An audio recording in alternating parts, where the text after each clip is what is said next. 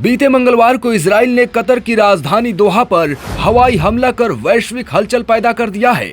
ये हमला उस वक्त हुआ जब हमास के कई बड़े नेता गजा युद्ध में सीज फायर पर चर्चा करने के लिए कतर में इकट्ठा हुए थे, जिसकी अगुवाई खुद अमेरिका कर रहा था। अचानक हुए इस स्ट्राइक में कम से कम 6 लोगों की मौत हो गई। इस भयानक हमले ने न सिर्फ कतर को हिलाकर रख दिया, बल्कि पूरे मध्य पूर्व तक इसकी गूंज अब तक सुनी जा सकती है। वैश्विक मीडिया के सामने हमले की जिम्मेदारी लेते हुए इजराइल के प्रधानमंत्री बेंजामिन नेतन्याहू ने कहा, हमने हमला किया, हमने ही अंजाम दिया और हम ही इसकी पूरी जिम्मेदारी लेते हैं।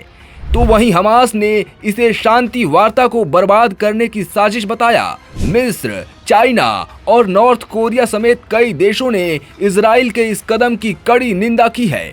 चाइना ने इजराइल पर तीखा प्रहार करते हुए कहा, दोहा पर इजराइल की बमबारी बेहद खतरनाक है और ये साबित करती है कि नियमों के उल्लंघन में इजरायलियों की कोई सीमा नहीं है। जबकि कतर के प्रधानमंत्री मोहम्मद बिन अब्दुलरहमान का कहना है कि वो अब इस पर विचार कर रहे हैं कि क्या कतर को बीच बचाव करने का काम जारी रखना चाहिए और हमास को अपने देश में जगह देनी चाहिए या नहीं।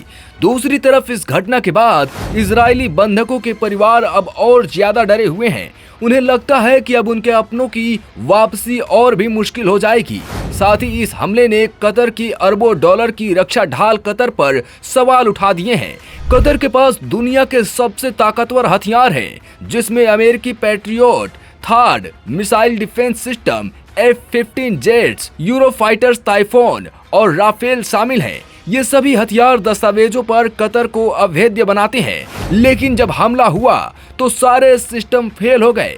कतर की दलील है कि इजराइल ने ऐसे हथियारों का इस्तेमाल किया जिन्हें रडार पकड़ ही नहीं पाया। एक्सपर्ट्स का मानना है कि इजरायली जेट्स ने इस हमले में स्टैंड ऑफ मिसाइल्स का इस्तेमाल किया है, यानी दूर से दागे जाने वाले ऐसे हथियार जिन्हें दोहा की वायु सीमा में दाखिल हुए बिना भी दागा जा सकता है।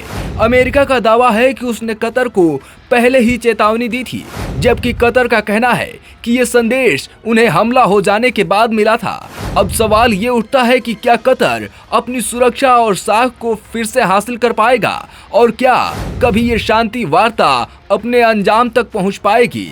फिलहाल इतना तो तय है कि इस हमले ने खेल की तस्वीर बदल दी है। पॉलिटिकल पंचायत के लिए आयुष आनंद की रिपोर्ट।